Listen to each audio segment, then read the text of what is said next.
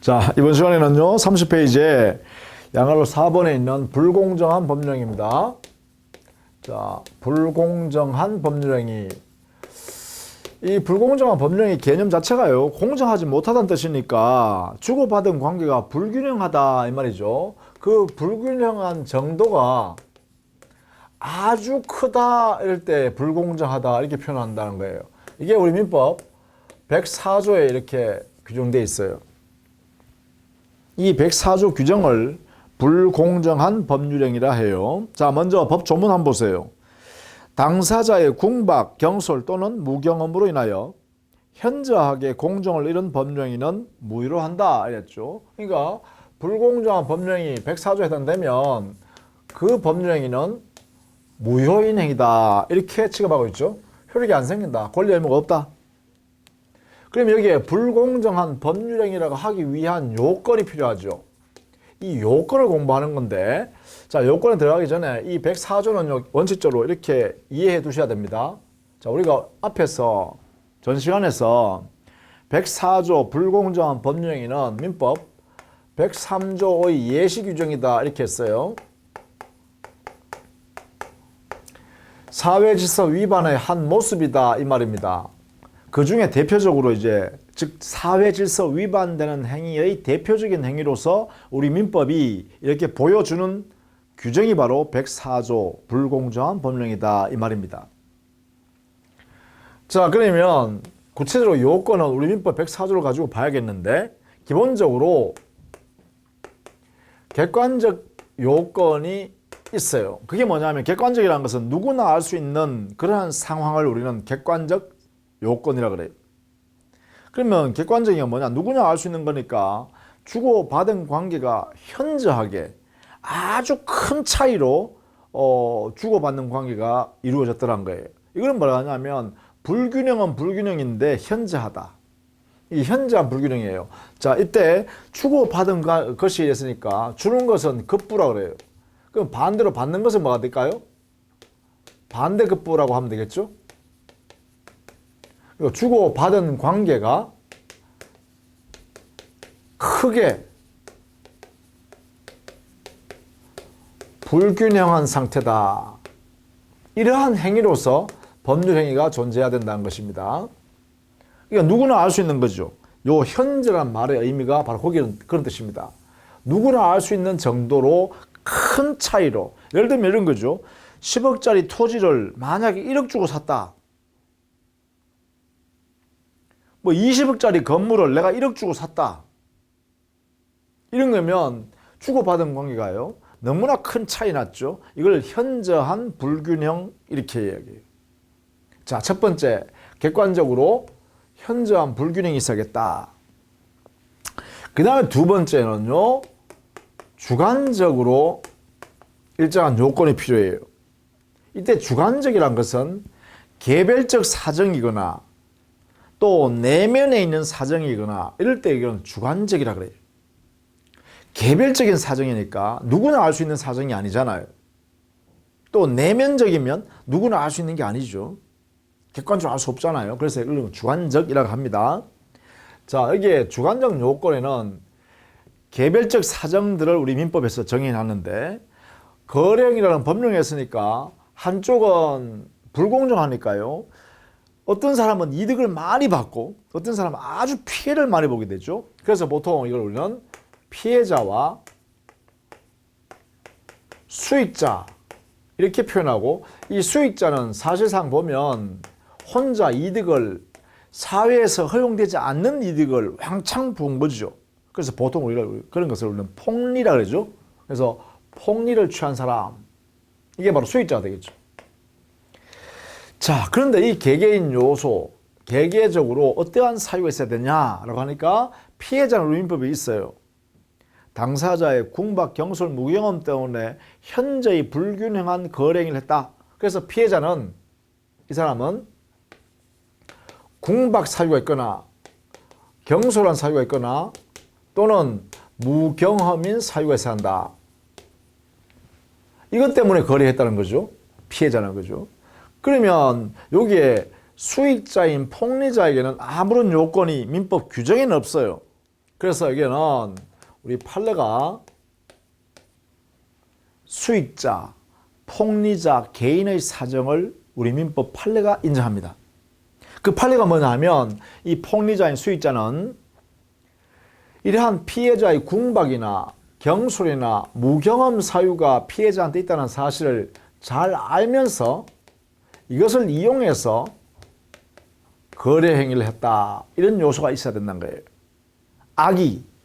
이 악의를 다른 말로는 이용 의사라고 이렇게 표현합니다. 상대방 피해자의 궁박, 경솔, 무경험의 사실이 있다는 것을 이 거래하는 상대방이 말이죠. 이익을 보는 사람이 다 알면서 그것을 이용해서 이득을 취하더라는 거예요. 그래서 자기만 이득을 취하고 상대방은 피해가 많이 발생한다는 걸 이용한 거죠. 그래서 이 사람이 바로 자기 혼자 폭리를 취할 의도가 있으니까 이게 사회적으로 허용되지 않는 거죠. 이게 바로 반사회 질서의 의도가 여기에 포함되어 있는 거예요. 자기 혼자만 이득을 보겠다는 의도가 있으니까, 폭리 취할 의도가 있으니까 그런 뜻입니다. 그래서 이 요건이 필요하다는 것 판례가 알아두셔야 됩니다. 자, 그러면 우리 교재에 있는 내용들 있잖아요. 31페이지에 있죠. 요 개념들이요. 불공정하다라는 의미, 불균형하다는 의미, 그 다음에 궁박이라는 의미, 궁박, 도대체 궁박이 어떤 뜻이냐, 무경험이라는 의미, 이런 것들을 이해해 두셔야 합니다. 자, 이러한 요건을 갖추면 주관적, 객관적 요건을 다 갖췄기 때문에 효과는, 법 효과는 그래요. 무효인 법률이어야 되겠죠. 이 무효는 절대적 무효입니다. 자, 여러분은 여기 있는 내용들, 요건 안에 있는 개념들을 공부를 해 두셔야 됩니다. 31페이지에요. 거기에 니안에 보시면 급부와 반대급부 사이에 현저히 불균형한 이러한 사정이 존재해야 되기 때문에 이 당사자를 기준으로 해서 판단하면 되고, 그렇기 때문에 주고받는 관계가 있어야 되기 때문에 여기에 증여에 관해서는 104조가 적용되지 않는다라는 거예요. 뭐 증여는 사회에서는 기부행위라고 그러죠. 기부행위, 증여행위는 적용을 하지 않습니다. 왜냐하면 주고받는 관계가 없으니까요. 그 다음 여기에 법률행위, 불균형의 법률행위를 해야 되죠. 즉 법률행위는 자유로운 의사결정에서 주고받는 관계가 있어야 된다는 것이죠. 그런데 만약에 경매에서 아주 헐값으로 경락받았다라고 할 경우에도 그러면 불공정한 법률행위를 할 수 있냐? 따라서 아니다 이거죠. 경매를 통해서 공정하게 거래하는 거 아닙니까? 따라서 경매는 그 내용이 공정성이 담보되는 것이죠. 그러다 보니까 응모하는, 입찰하는 사람들이 서로 다투어서 경쟁해서 경락받는 것이기 때문에 경매 자체로부터 아주 헐값으로 경락받았다 할 경우에는 여기에 불공정하다고 할 수 없다는 것입니다. 따라서 경매에는 104조가 적용될 성질이 못 된다. 그래서 적용하지 않습니다. 그래서 결국은 이러한 불공정한 법률에서 무효다라는 이 내용은 증여, 기부행위나 경매 영역에는 적용되지 않는다. 이렇게 해석해야 된다는 것이죠. 자, 이런 요건을 근거로 해서 이렇게 판단하는 거죠. 또 피해자의 궁박, 경솔, 무경험에서 궁박이란 것은 경제적 궁박만 말하는 것이 아니라 정신적, 심리적 급박한 상태도 여기에 포함된다는 것입니다. 또 일시적이든 계속적이든 그 궁박 상태는 다 여기 포함된다는 것입니다. 그 다음에 무경험이라는 이 개념도요, 특정의 거래 행위를 해본 적이 없다 이런 뜻이 아니라 거래 일반을 해본 적이 없다 이런 뜻입니다. 일반적인 거래 행위를 해본 적이 없다. 그래서 특정 영역에서의 무경험을 말하는 것이 아니라 거래 일반에 관한 무경험을 말한다. 이렇게 해석할 수 있어야 되죠. 그 다음에 만약에 우리가 나중에 대리행위를 배울 텐데 대리행위에서 궁박, 경솔, 무경험이 문제가 되었다라고 하면 여기에 대리행위에 있어서의 궁박 여부는 그것은 본인이 궁박했느냐 안 했느냐를 가지고 궁박 여부를 따져야 됩니다. 그런데 대리행위에서 경솔이냐 무경험이냐 이걸 판단하는 것은 대리인을 기준으로 판단해야 합니다. 이게 우리 판례이기도 하고요. 이렇게 정리해야 되겠다는 것입니다. 자, 그 다음에요. 이 요건에서 이제 하나 문제되는 게 바로 입증 책임입니다. 이 요건의 입증 책임은 누가 부담해야 되는가? 객관적 요건, 주관적 요건. 이 요건의 입증은 우리 판례가요. 무효 주장하는 사람. 무효 주장하는 사람 누굴까요? 피해자겠죠. 피해자가 입증 책임을 집니다. 여기에 객관적 요건뿐만 아니라 주관적 요건을 전부 입증해야 합니다. 객관적 요건이 밝혀졌다고 해서 주관적 요건이 갖추어졌다고 추정되지도 않습니다. 추정되지 않으니까 입증 책임은 무효 주장자가 이 객관적 요건과 주관적 요건을 모두 갖추었다는 것을 다 증명해야 한다. 이렇게 되겠죠. 자, 이렇게 되면 그 효과는 절대적 무효가 됩니다. 절대적 무효. 그래서 모든 사람한테 무효다라는 것이고, 여기서 역시 마찬가지. 무효라면 이행할 필요가 없죠. 이행 전이면 이행할 필요가 없습니다. 이행할 필요가 없다. 그런데 만약에 무효임에도 불구하고 이행한 후임이 어떻게 될 거냐. 여기는 부당이득의 반환 문제가 발생하는데, 자, 여기서 부당이득 반환 문제에서요, 우리가 이렇게 했죠. 103조 무효임에도 불구하고 이행했다면 746조가 적용된다 이랬죠. 이 원리가 여기에 있다 했습니다. 특칙으로, 그죠? 그렇다면 여기에 104조는 103조의 예시 규정이라 했습니다. 그렇다면 104조에 의하여 무효이어도 이런 관계가 발생하겠죠. 자, 그런데 여기에 조심해야 될 게 있습니다. 104조의 무효인 경우에는 피해자한테는 사회 질서 위반의 의도가 없습니다. 피해자는 궁박, 경솔, 무경험 등 이런 사유가 있을 뿐입니다. 그런데 수익자는, 즉 폭리자죠. 폭리자는 반사회 질서의 의도가 있습니다. 자기 혼자 이득을 취하려고 하는 그러한 의도가 있습니다. 즉 사회에서 허용되지 않는 이익을 혼자 독점해서 취득할 의도가 있습니다. 그래서 우리가 그런 것을 우리는 폭리라고 하죠. 폭리의 의도가 있다는 것이죠. 그래서 여기에 104조의 무효는 103조 예시 규정이니까 103조 적용되어서 이행한 경우에는 그 이행한 부분에 대해서 746조가 적용되어서 반환 청구할 수 없다. 이런 내용은 바로 그대로 적용되는 것이 뭐가 되냐. 여기는 폭리자, 수익자예요.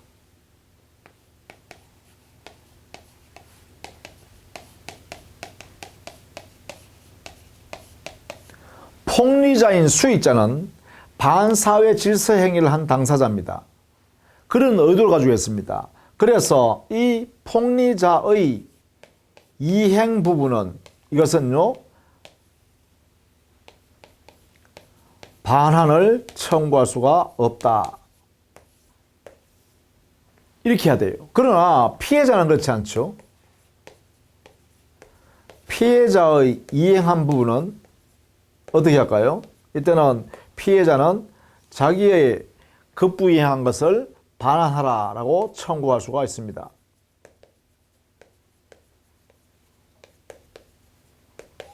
인정합니다. 이렇게 해요. 그래서 이 부분을 잘 정리해야 됩니다. 103조 반사회 질서의 의도를 가지고 거래한 당사자는 불공정한 법률행위 안에서는 폭리자인 수익자에 한한다. 따라서 수익자가 피해자한테 급부이행한 것은 돌려받을 수가 없다. 위에 거. 그런데 피해자 입장에서는 자기는 사회질서 위반의 의도를 가지고 거래한 것이 아니잖아요. 그래서 피해자는 폭리자한테 급부이행한 것을 돌려받을 수가 있다. 이렇게요. 자, 이렇게 정리를 해 두셔야겠습니다. 이렇게. 자, 이런 내용이 여기에 있는데요. 나중에 이제 우리가 무효행위에 대해서는 무효행위의 법리를 적용하게 되는데, 자, 여기에 있는 무효행위예요. 104조 불공정한 법령의 무효의 경우 이 무효행위는 우리 판례가요. 전원하는 것은 가능하다. 인정한다라는 판례를 같이 알아두시기 바랍니다. 전원하는 것을 인정한다. 이게 판례가 있다라는 거 하나는 알아두시면 좋겠다. 이렇게요. 자, 이렇게 했어요. 법률행위 중에서요. 사회 질서에 반하는 행위로서 무효인 행위. 직접 사회에서 위반되는 103조. 그리고 불공정한 거래행위에 의하여 일방이 폭력을 취한 경우에 무효행위인 104조. 이렇게 두 가지를 정리했습니다. 자, 그 다음에는 32페이지예요. 법률행위 해석입니다.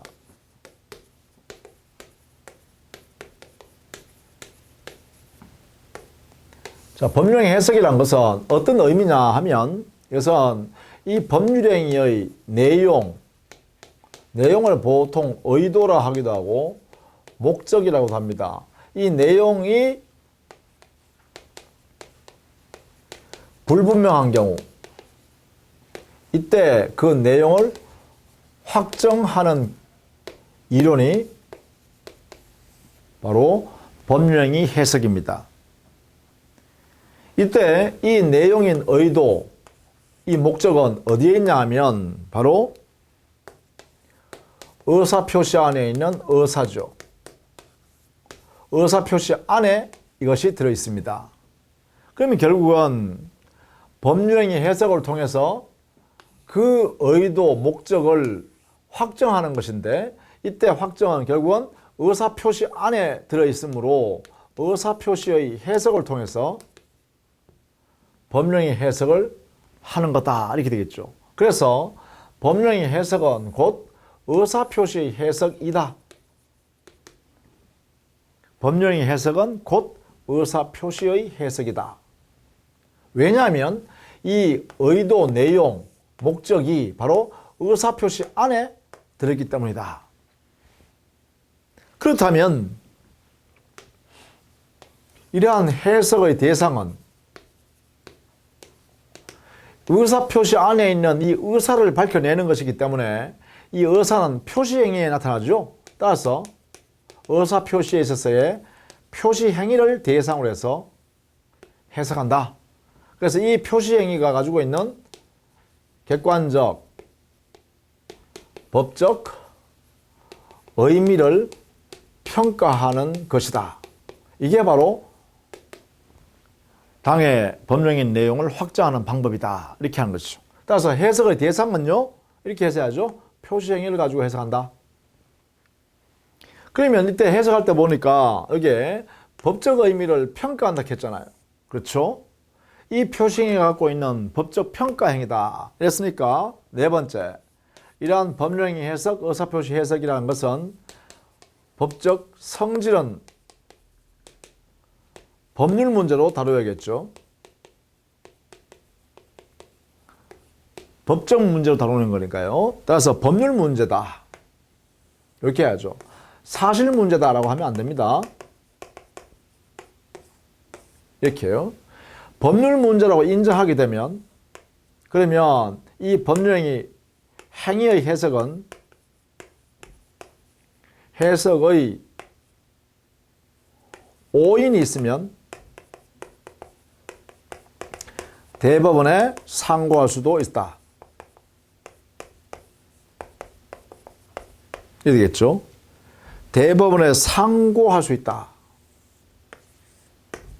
상고할 수 있어요. 상고. 자, 대법원이라는 상고는 아무 분쟁이나 다 하는 게 아니라 여기는 이 대법원은 법률에 관한 문제만 다루기 때문에 그렇습니다. 법률을 해석하거나 법률을 평가하거나 법률을 적용하는데 잘못이 있을 때 법적 평가를 잘못했을 때 대법원에서 심판한다. 그걸 우리는 보통 법률심이라고 그래요. 그래서 대법원은 법률심이기 때문에 법적 평가의 문제가 있을 때만 적용합니다. 사실 확정 문제는, 즉 사실의 문제는 대법원에서 다루지가 않는다는 거예요. 그래서 여기에 법령의 해석, 의사표시 해석이 법적으로 법률 문제라고 평가하기 때문에 법적 문제로 해석하니까 당연히 거기에 잘못이 있으면 대법원에 상고하여 대법관으로부터 최종 심의 판단을 받을 수 있다. 이렇게 되겠죠. 자, 그러면 이러한 법령의 해석의 이론에 터잡아서 구체적으로 해석하는 방법은 어떤 게 있는가? 자, 이것은 이론적인 문제니까 이 내용대로 여러분이 익혀두셔야 합니다. 안 되면 강제로도 반복적으로 공부해서 강제로도 익혀야 됩니다. 이건 이론의 문제입니다. 이론. 그리고 이 이론에 의해서 법원이 그대로 받아들였어요. 이러한 해석 방법, 이 해석은요, 기본적으로 해석은 법원의 직권입니다. 법원의 권한입니다. 법령의 해석은 법원이 알아서 하는 영역입니다. 이게 판사님들이 하는 일이죠. 그러니까 이 해석 방법은 여러분 익혀두셔야 됩니다. 어떻게 해석하냐? 제일 첫 번째 단계에서는 1단계요. 1단계에서는 자연적 해석 방법을 사용합니다. 이 자연적 해석 방법이란 것은 뭐냐면 표의자의 의사대로 해석해 보려고 하는 거예요. 표의자 입장에서 표의자 의도대로 해석할 수 있다면 그 의도대로 해석하는 것이 가장 자연스러운 해석이다라는 것이에요. 그래서 그것을 첫 번째 해석 방법으로 삼습니다. 1순위입니다. 제일 먼저 자연적 해석, 표의자 입장에서 그 표의자의 진위를 알 수 있다면 이 진위대로 해석하는 것입니다. 이걸 자연적 해석이라고 해요. 진위대로 해석하는 것을 그때 의도를 뭐라 그러냐? 이걸 우리는 진위는 그 표의자의 마음속에 있는 것이니까 내심적 권리 의무 관계를 만들어낼 의사를 확정하는 거다. 이렇게 되겠죠. 이것을 확정하는 것입니다. 진위에 따라서 내심적 효과서를 확정해내서 해석하는 것. 이걸 자연적 해석이라고 합니다. 이렇게 자연적 해석을 해서 내심적 효과 의사대로 그 사람의 진위대로 그 법률 행위의 목적을 확정해 주면 이때는 잘못된 표시가 있어도 오표시가 있어도 그것은 오표시 자체는 당의 법률 행위에 아무런 해를 못 끼칩니다. 오표시는 법률 행위에 해를 끼치지 못한다라는 원칙이 발생하게 됩니다. 그리고 이 자연적 해석은 주로 상대방 없는 단독 행위를 해석할 때는 주로 이렇게 해석하는 것이 대원칙입니다.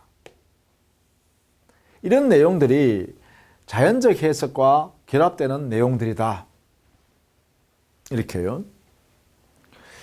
그 다음에 만약 그런데 법원에서 판사님이 표의자의 의도대로 표의자의 진위대로 내심적 효과를 밝혀낼 수가 없다면 이게 안 되더라 이 말이지.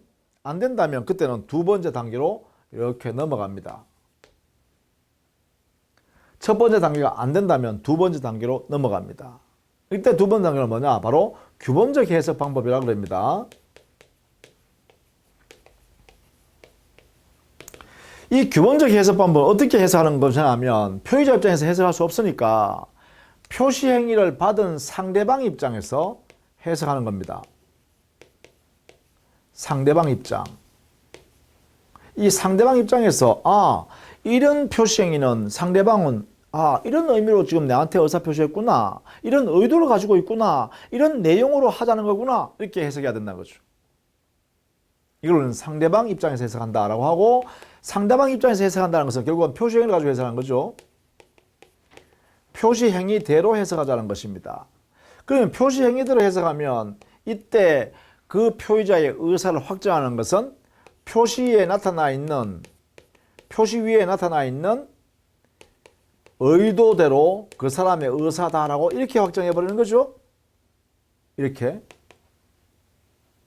이게 바로 규범적 해석을 하게 되면 결과적으로 표시상의 효과 의사를 그 사람 표의자의 의도다 이렇게 확정하는 거예요.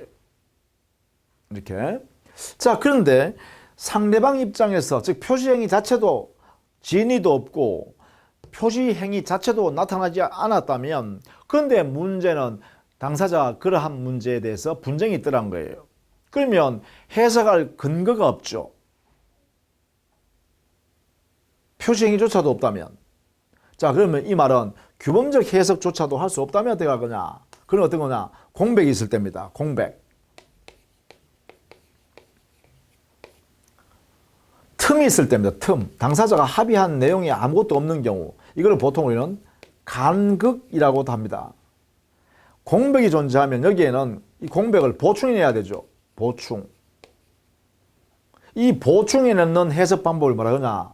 즉 규범적 해석할 수조차도 없을 때는 마지막으로 보충적 해석을 합니다. 이때 보충적 해석은 표의자, 상대방 두 사람 당사자로 해석할 수 없는 상태더라 이거죠. 표의자 의사도 안 나타나 있고 표시행위도 안 나타나 있으니까 상대방 입장에서 해석할 수 없다. 그래서 그 공백을 어떻게 메꿀 거냐라는 문제가 생기죠. 간극이 생겼을 때 어떻게 메꿀 거냐? 이때는 가장 객관적 지위에 있는 제3자 입장에서 해석할 수밖에 없다. 이 되겠죠. 제3자 입장에서 해석하는 것을 보충적 해석이라고 합니다. 제3자 입장에서 해석하면 이때는요, 공백을 메꿔 넣어야 되니까 아마도 이성적이고 보통 사람이라면 이런 의도를 가지고 거래 행위를 하겠지? 라고 메꿔 넣어야 되죠. 그러니까 실제로 당사자가 가지고 있는 의도대로 해석할 수가 없으니까 아마도 이렇게 거래 행위를 했을 거야 라고 하고 메꿔 넣는다는 거죠. 이렇게. 이때 아마도 이런 의도를 가졌을 것이다. 이게 뭐냐? 가상적 의사랍니다. 가상적 의사를 그 당사자가 이런 의도로 했을 것이다 라고 해석해서 보충해 넣어버린다. 이런 이야기예요. 이걸 우리는 가상적 의사 또는 가정적 의사라고도 합니다. 이렇게. 이것으로 그 사람의 의도를 집어넣어 버린다는 거죠. 당사자들한테. 그죠? 자, 이런 해석 방법을 이용해서 당사자의 의도를 밝혀낸다. 자, 이때 이 순서는요, 해석 방법을 적용하는 순서입니다. 앞에 것을 할 수 없을 때 뒤에 것을 합니다. 이렇게. 자, 그렇다면 이렇게 해석 방법을 이용할 때 해석 기준이 있겠죠? 해석 기준. 그 해석 기준은 다음과 같은 네 가지 해석 기준에 의해서 해석을 합니다. 먼저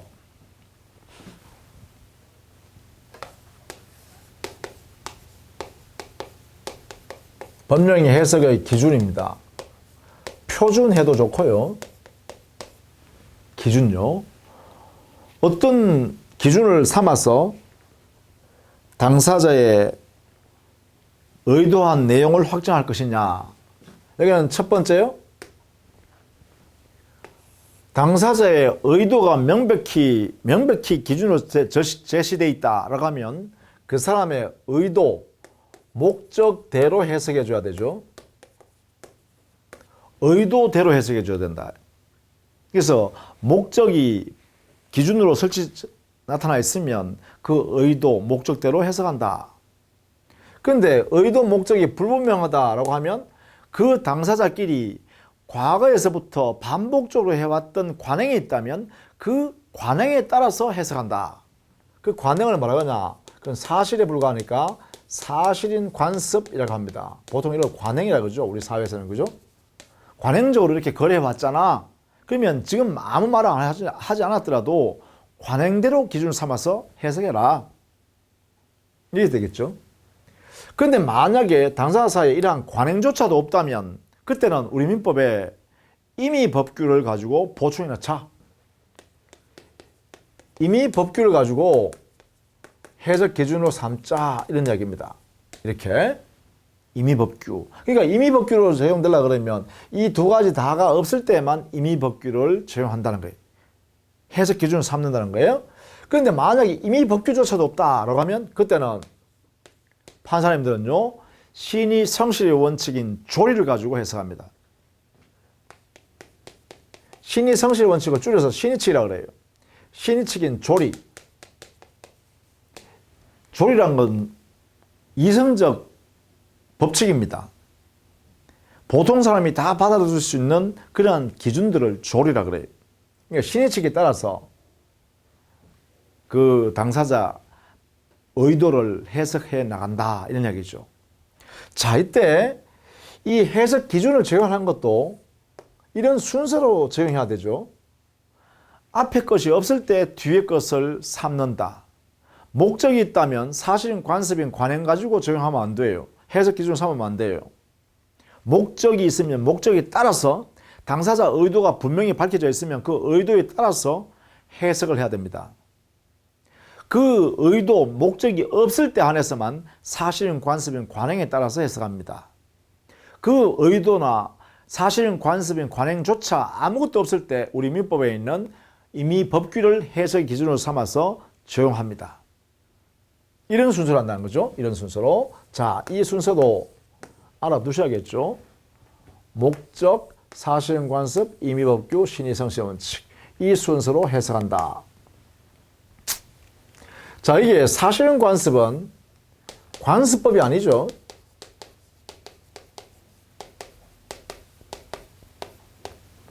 관습법과 구별해야 됩니다. 당연히. 자, 이게 관습인 관행하고, 그죠? 관행하고 관습법하고는 구별되어야 합니다. 왜냐하면 이 관습, 관행은 사실에 불과합니다. 사실. 근데 관습법이잖아요. 법. 법은 뭐죠? 법규범이에요. 규범. 규범은 뭐예요? 법규범은 강제력이 있어요. 모든 사람한테 평등하게 적용되죠. 기본적으로 그렇습니다. 예컨대 관습법의 대표적인 권리로서 우리 판례가 인정한 게 분묘기지권입니다. 분묘기가 있는 토지를 그 분묘기에 보호할 수 있는 주체가 그 타인의 토지라도 분묘기 수호 봉사에 필요한 범위 내에서는 타인의 토지를 사용할 수 있어요. 이런 권리가 보장되는 거죠. 자, 그러면 이것은 뭐예요? 대한민국 모든 국민에게, 개개인에게 다 적용되는 거죠. 분묘기지권, 분묘기가 있는 토지의 사용권. 그래서 강제적으로 하나의 법규범이다라고 하는 것은 강제력이 존재하고 평등하게 적용된다. 그러니까 이것은 뭐예요? 법원이 알아서 해야죠. 법규범이니까 법원이 직권으로 조사하고 직권으로 적용합니다. 해당되는지 여부를 법원이 알아서 하는 영역이다. 이런 이야기죠. 그런데 여기에 사실인 관습, 이 관습인 관행은 어떻게 되냐? 이 관행은 이건 사실인 것에 불과하기 때문에 사실은 강제력이 없죠. 법이 아니니까 강제력이 없습니다. 그 다음에 이것은요, 당사자 사이에만 존재하는 것이죠. 모든 사람한테 다 적용되는 게 아니라는 거예요. 이러한 사실은 그 사람한테만 있는 것이 그 사람한테만, 다른 사람한테 그 사실이 있는 게 아니잖아요.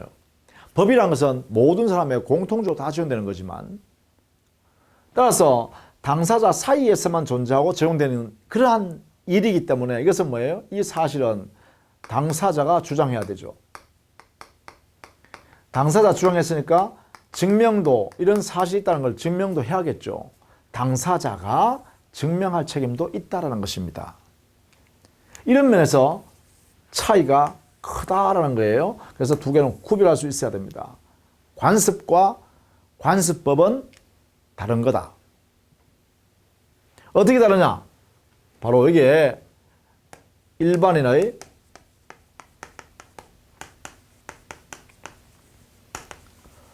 법적 확신의 존부입니다.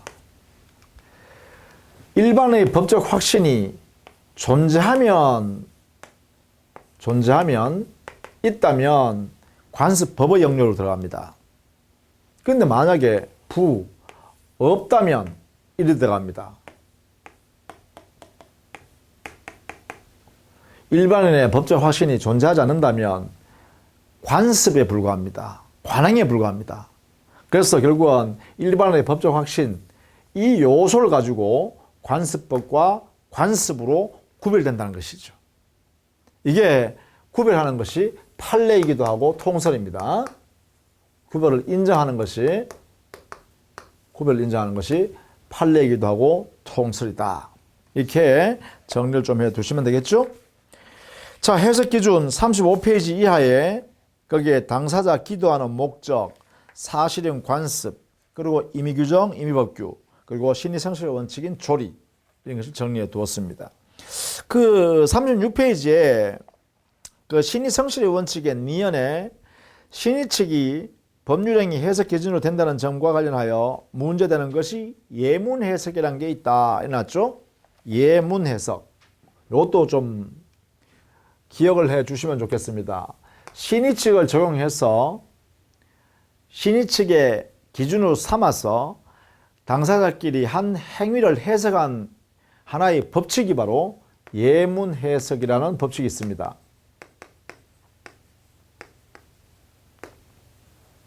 이것도 판례 이론인데요. 판례 이론. 계약서면에 말입니다. 계약서에 보니까 인쇄되어 있는 계약 내용을 이렇게 미리 인쇄되어 있는 내용들이 있더란 거예요. 그걸 우리는 보통 부동문자로 된 계약 내용이라 그래요. 자, 이 부동문자 된 내용이 이 불공정하더라. 이럴 때는 이 부동문자로 된 내용을, 불공정한 내용이죠. 이것을 우리는 그냥 단순한 예문이다. 이렇게 해석하고, 예문이다 해석하고, 이 해석했다는 것은 의미는 뭐냐?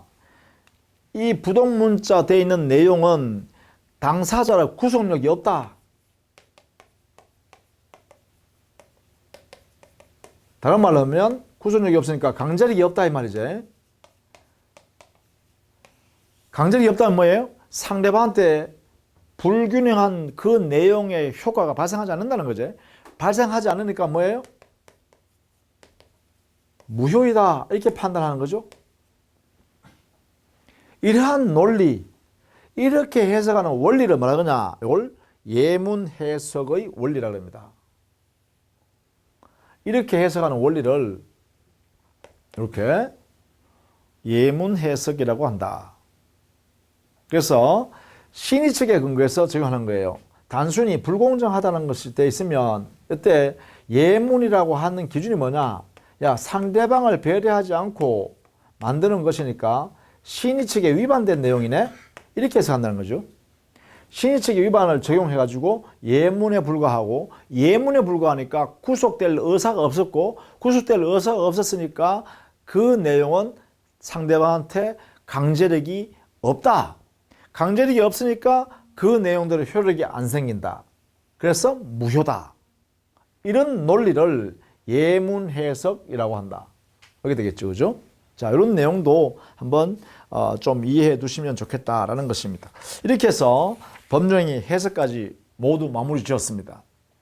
자, 다음 시간에는요, 이제 법령의 유효 요건 중에 마지막 부분인 의사표시가 유효하기 위한 요건, 그 내용에 그 유효 요건에 흠이 있을 때 그때 우리 민법은 어떻게 처리하는가, 이런 것들을 살펴보겠습니다. 자, 수고 많으셨습니다.